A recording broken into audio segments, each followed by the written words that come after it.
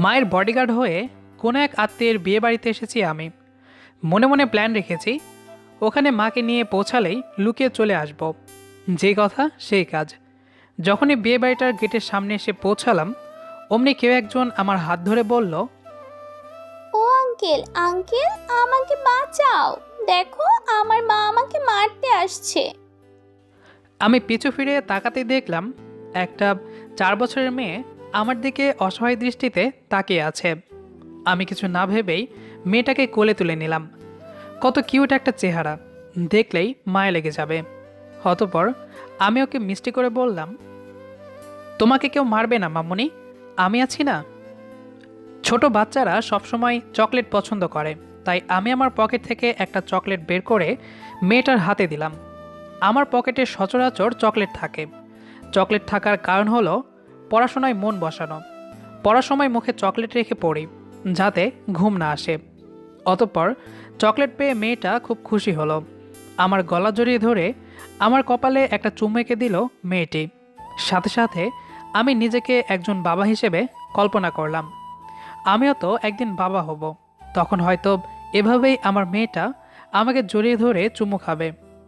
এরপর আমিও মেয়েটার কপালে চুমু খেলাম। লক্ষ্য করলাম একজন আমার দিকে তেড়ে আসছে। এটাই বোধহয় মেয়েটার মা হবে। যা ভেবেছিলাম ঠিক তাই। তার মেয়েকে আমার কোলে দেখে কিছুটা ঘাবড়ে গিয়ে মেয়েটাকে বলতে লাগলো, এই দুষ্ট মেয়ে, কি হচ্ছেটা কি এটা? কোল থেকে নাম বলছি, তোকে না বলেছি কোনো অচেনা লোকের কাছে যাবি না। অতঃপর মেয়েটা আমাকে আরো শক্ত করে আমার গলা জড়িয়ে ধরে বলল, কে বলেছে অচেনা মানুষ? এটা আমার নিউ আঙ্কেল, দেখেছো আমাকে কত সুন্দর করে কোলে নিয়েছে। তুমি তো কখনো আমাকে এভাবে কোলে নাও না। মেয়েটার এমন পাকা পাকা কথা শুনে আমার প্রাণটা যেন জুড়িয়ে গেল। মেয়েটা কত আদরের সাথেই না আমার গলাটা জড়িয়ে ধরে আছে। এর মধ্যে আমার মা এসে হাজির। এই, কই ছিলি এতক্ষণ? আমি তোকে সারা বাড়ি খুঁজছি, আর তুই ফোন ধরিস না কেন? না, মানে ইয়ে মানে কি? হ্যাঁ, আমার পার্স আমাকে দিসনি কেন? আর এদিকে তোর বন্ধু আশিক আমাকে ফোন করে জ্বালিয়ে মারছে, তুই নাকি ওর টাকা ফেরত দিচ্ছিস না। কথাটা শোনার পর আমি চোখ বড় বড় করে মাকে ইশারা দিয়ে বললাম, মা, কি হচ্ছে কি এসব? এখন চুপ করো প্লিজ। তখন পাশে থাকা মেয়েটির মা তাড়াতাড়ি করে আমার কোল থেকে মেয়েটাকে নামিয়ে নিয়ে গেল। মেয়েটা কিছুতেই আমার কোল থেকে নামতে চাচ্ছিল না, কিন্তু ওর ছোট্ট ছোট্ট হাতের শক্তি ওর মায়ের সাথে পেরে ওঠেনি। নেহাত আমি এখানে অচেনা মানুষ, নয়তো ওকে আমার কোলেই রেখে দিতাম। মেয়েটা খুব আহ্লাদের সাথে বলছিল, মা মা, আমি আঙ্কেলের কাছে থাকবো, আমি যাব না। মেয়েটার মা মেয়েটার কথায় কোনো কান্না দিয়েই ওকে নিয়ে চলে গেল। যাওয়ার সময় ওর হাতের আমার দেওয়া চকলেটটা মাটিতে ছুঁড়ে ফেলে দিল। আমি কিছুই বলতে পারলাম না, সুতরাং আমি এখানে শুধু নীরব দর্শক হয়ে থেকে গেলাম। কিছুক্ষণ পর আমি মাটি থেকে চকলেটটা কুড়িয়ে পকেটে পুরে রাখলাম। লুকিয়ে বাড়ি যাওয়ার ইচ্ছেটা কেন জানি না আর হচ্ছিল না। মেয়েটার স্পর্শ আমাকে অবাক করে দিয়েছে। ওর ছোট্ট হাত যখন আমার গলা জড়িয়ে ধরেছিল, তখন আমি ওর মায়ে জড়িয়ে গিয়েছিলাম। কত কিউট একটা চেহারা। অন্যদিকে মায়ের সামনে পড়ে যাওয়াই আর বাড়ি ফেরা হলো না আমার। কাছে কোথাও ধুমধাম সাউন্ড বক্স বাজছে। কত লোক রে বাবা! না, এখানে আর থাকা যাবে না। এই মুহূর্তে আমার ছাদে যাওয়াই শ্রেয়। আর এমনিতেও ছাদে উঠলে পুরো আকাশটা মাথার ওপরে পাওয়া যায়। এত লোকজন আমার ভালো লাগে না। আমি যথারীতি ছাদে গিয়ে পৌঁছালাম। বাহ, ছাদটাও তো বেশ সুন্দর করে সাজিয়েছে তো।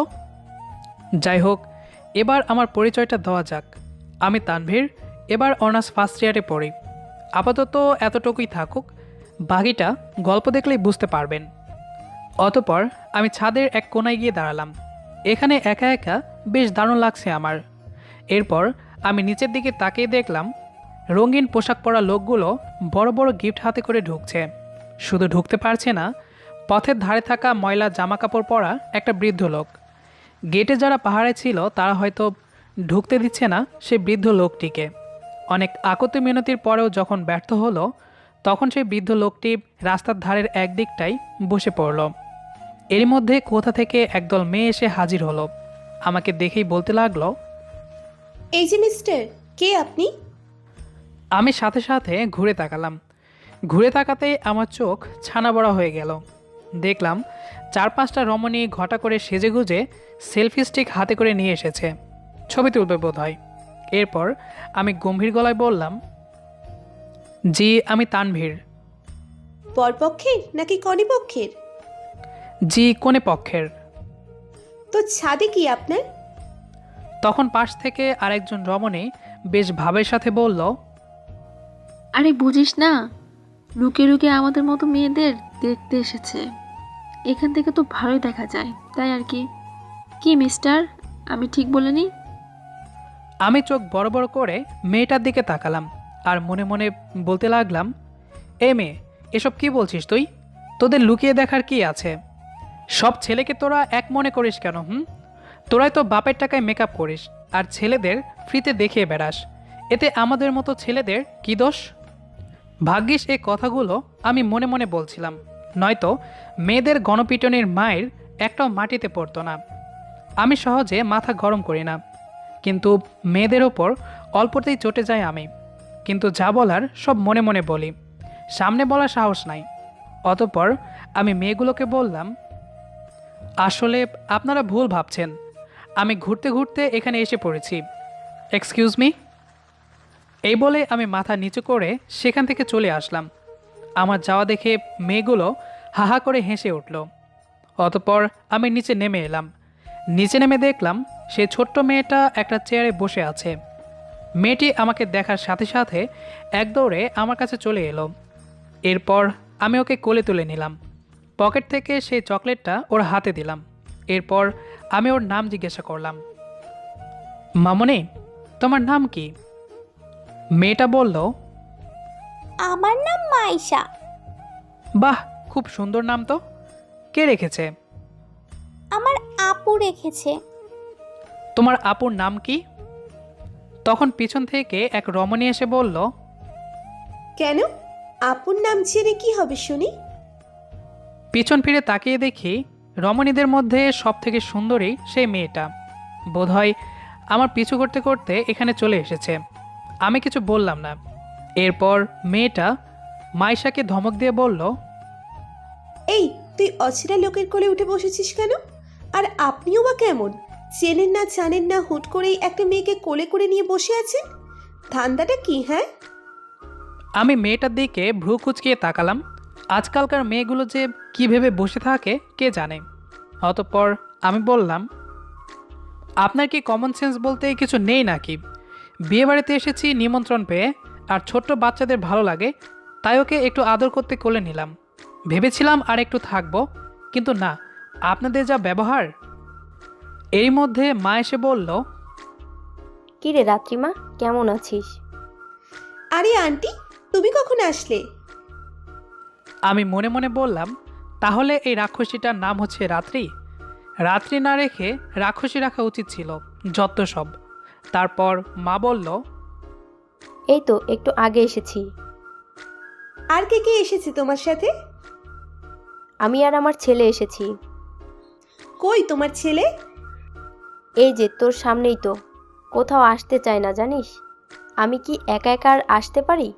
তাই ওকে নিয়ে এসেছি। আমার পরিচয় পেয়ে মেয়েটার লজ্জার সাথে মাথা নিচু করে ফেলল। অতঃপর মা আবার বলা শুরু করলো, এই তোরা থাক, আমি ওদিকটায় গিয়ে দেখি। এই বলে মা চলে গেল। মায়ের যা মাত্রই মেয়েটা আমাকে বলল, সরি। আমি কিছু না বলে মাইশাকে নিয়ে বিয়ের আসরে গেলাম। দেখলাম পাশাপাশি বরবউকে বেশ মানিয়েছে। এরপর আমি মাইশাকে কোলে নিয়ে বরবউয়ের সাথে একটা সেলফি নিলাম। তারপর হাঁটতে হাঁটতে বিয়েবাড়ি গেটের সামনে চলে আসলাম। মাইশা আমার সাথেই ছিল। দেখলাম সেই বৃদ্ধ লোকটা তখনও পথের ধারে বসে আছে। আমি গুটি গুটি পা ফেলে লোকটার পাশে গিয়ে বসলাম। আমাকে দেখে লোকটা ভয় পেয়ে উঠে দাঁড়ালো। সে হয়তো ভেবেছে সে এখান থেকে না যাওয়ায় আমি তাকে মারতে এসেছি। অতঃপর আমি শান্ত গলায় বললাম, চাচা ভয় পাবেন না, আমি আপনার কোনো ক্ষতি করতে আসিনি, বরং আমি আপনাকে সাহায্য করতে এসেছি। এখন চলুন আমার সাথে। এরপর লোকটা বিকর্ষ গলায় উত্তর দিল, কোথায় যাব বাপজান? বিয়ে বাড়িতে। ওরা তো আমাকে ঢুকতে দিব না। এখন দিবে, আমি আছি না সাথে। অতপর লোকটা কিছুটা ভরসা পেল এবং আমার সাথে যাওয়ার জন্য রাজি হলো। ভিতরে নিয়ে গিয়ে বাবুর্চিকে বলে ওনার খাওয়ার ব্যবস্থা করে দিলাম। খাবার পেয়ে লোকটি ঘপাঘপ খেতে শুরু করে দিল। 2-3 দিন খায়নি বাপজান। এই ওয়ার্ডটা বারবার বলছিল সে। আমি মনে মনে বলতে লাগলাম, আচ্ছা, যখন ক্ষুধা পাই তখন মানুষ বুঝি এভাবেই খায়, তাই না? লোকটা বলছে 2 দিন খায়নি, আর আমরা তো কখনো ক্ষুধার জ্বালা অনুভবই করিনি। গেটে পাহারা দেওয়া ওই লোকগুলো হয়তো জানে না ক্ষুধার জ্বালা আসলে কী রকম। আমি আর মায়েশা লোকটার খাওয়া দেখছি। এরপর খাওয়া শেষে লোকটা আমার মাথায় হাত রেখে বলল, বাইচা থাকো বাপজান, আল্লাহ তোমারে ভালো করুক। এই বলে বৃদ্ধ লোকটি চলে গেল। আর সারাক্ষণ মায়েশা আমার সাথে রয়েছে। আমি যেখানে গিয়েছি ও আমার সাথেই ছিল। একসময় মায়েশার মা আমার পরিচয় পেয়ে একটু লজ্জিত অনুভব করলো। অতিথিরা খেয়ে দিয়ে চলে গেছে, এবার আমাদের যাওয়ার পালা। একটা বড় টেবিলে খাবার আয়োজন করা হয়েছে। ওখানে রাত্রিও উপস্থিত ছিল। মায়েশা বায়না ধরেছে যে সে নাকি আমার সাথে এক প্লেটে খাবে। এত অল্প সময়ে আমার আর মায়েশার এত ঘনিষ্ঠতা দেখে কেউ আর মানা করল না। খাওয়ার সময় সবার চোখ এড়িয়ে মাঝে মাঝে রাত্রি আমাকে বিভিন্ন ইশারা দিচ্ছে আর মুচকি মুচকি হাসি দিচ্ছে। না পেরে আমিও হেসে দিয়েছি। হয়তো বোঝাতে চেষ্টা করছিল আমি ক্ষমা করে দিয়েছি কিনা। অতঃপর আমি বেশ ভাব নিয়ে মায়েশাকে নিয়ে ব্যস্ততা দেখালাম। মেয়েটা রাগে ফুঁসছে, অবশ্য আর চোখে ওকে দেখতে বেশ ভালোই লাগছে। অতঃপর খাওয়া দাওয়ার পর্ব শেষ হলো। এবার ঘুমানোর পালা। কিন্তু বিয়েবাড়িতে আসলে যে সমস্যাটা হয় সেটাই হলো, শোবার জায়গার অভাব। আমি তৎক্ষণাৎ সবাইকে বললাম, আমরা একটা কাজ করতে পারি, আমরা ছেলেরা ছাদে গিয়ে ঘুমাই। আজকে গরমও বেশ পড়েছে, চাঁদ দেখতে দেখতে ঘুমিয়ে যাওয়া যাবে বেশ। অতঃপর সবাই আমার কথায় রাজি হলো, কিন্তু মায়েশা আবার বায়না ধরল সে নাকি আমার সাথে ঘুমাবে। অতঃপর সবাই রাজিও হলো। আমরা কয়েকজন ছেলেরা মিলে ছাদে গিয়ে শুয়ে পড়লাম। মায়েশাও আমার পাশেই আছে। কখনো কখনো আমাকে কবিতা শোনাচ্ছে, আবার কখনো আমার চুল টেনে দিচ্ছে, আবার আমাকে ঘুম পাড়িয়ে দিচ্ছে আর বলে উঠছে, এই ঘুমাও, এখন অনেক রাত হলো। আমি কি জানো? তুমি তো আমার মামনি। না, আমি তোমার মা হই। ঘুমাও, না হলে বকা দিব কিন্তু। ওর এরকম পাকা পাকা কথা শুনে আমি খিলখিল করে হেসে দিলাম। এরপর আমি লক্ষ্য করলাম আকাশে অনেক তারা উঠেছে, আর মায়েশা হাত দিয়ে সেই তারাগুলো গণার চেষ্টা করছে। এরপর মায়েশা ব্যর্থ হয়ে পাশাপাশি দুটি সবথেকে উজ্জ্বল তারা দেখিয়ে আমাকে বলছে, ওই তারাটা তুমি, আর তার পাশের তারাটা আমি। তারপর আমি ওকে আবার নিজের বুকে টেনে নিলাম আর ভাবতে লাগলাম মাত্র 4-5 ঘন্টার পরিচয়ে ও আমাকে কতটা আপন করে নিয়েছে। কোনো স্বার্থ নেই এখানে, এটাই হয়তো নিঃস্বার্থ ভালোবাসা। স্বার্থ ছাড়া তো আজকাল কেউ কাউকে ভালোবাসে না। আমি একটা মেয়েকে খুব ভালোবাসতাম, কিন্তু আসলে ও আমাকে ওর স্বার্থের জন্য ভালোবেসেছিল। যখন যা চেয়েছে তাই এনে দিয়েছি। এই তো 10 দিন আগেই ওর বিয়ে হয়ে গেছে। কথাটা আমাকে একটাবার জানায়নি পর্যন্ত। 4-5 দিন আগেও ওর জন্য পাগল ছিলাম আমি। এখন আমি বেশ সুস্থ, ওর কথা আর মনে পড়ে না আমার। আমি খেয়াল করলাম আমার পাশে থাকা পাগলিটা বকবক করতে করতে ঘুমিয়ে পড়েছে। চাঁদের আলোয় কি সুন্দর ওর মুখটা জ্বলজ্বল করে উঠছে। আমি আলতো করে ওর মাথায় হাত বুলাতে বুলাতে ঘুমিয়ে পড়লাম। অতঃপর ভোরের আলোয় আমার ঘুম ভাঙল। দেখলাম পাগলিটা এখনও ঘুমাচ্ছে। আমি উঠে বসলাম। চারপাশটা খুব শান্ত লাগছে। এরপর আমি ছাদের রেলিং ধরে দাঁড়ালাম। কত সুন্দর ফুরফুরে হাওয়া। আস্তে আস্তে সকাল হলো। একে একে সবাই উঠে পড়ল। শুধু উঠল না আমার সেই পাগলিটা। ওকে রেখে আমি নিচে চলে গেলাম। দেখলাম রাত্রি মোবাইল হাতে নিয়ে সকাল সকাল কার সাথে যেন কথা বলছে।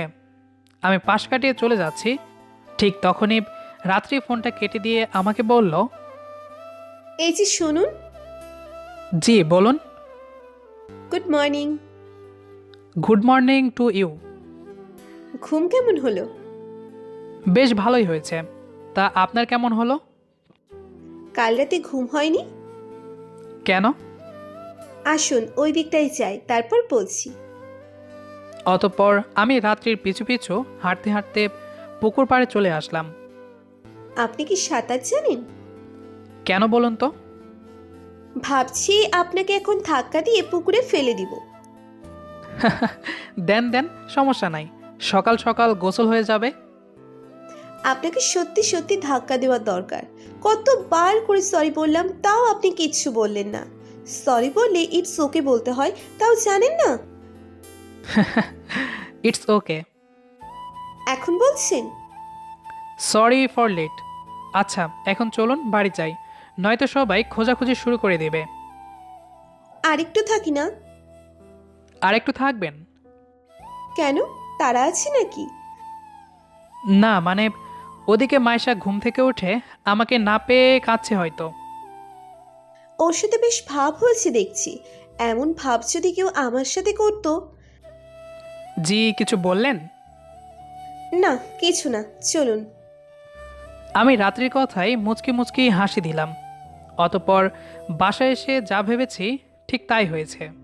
মাইশা আমাকে দেখেই দৌড়ে এসে কান্নাজড়িত কণ্ঠে বলতে শুরু করলো, তুমি আমাকে ফেলে কই গিয়েছিলে? আপুর সাথে ঘুরতে গিয়েছিলে নিশ্চয়। আমাকে নিলে না তুমি। যাও, কথা বলবো না তোমার সাথে। এই বলেই ভ্যাভ্যা করে কেঁদে দিল মাইশা।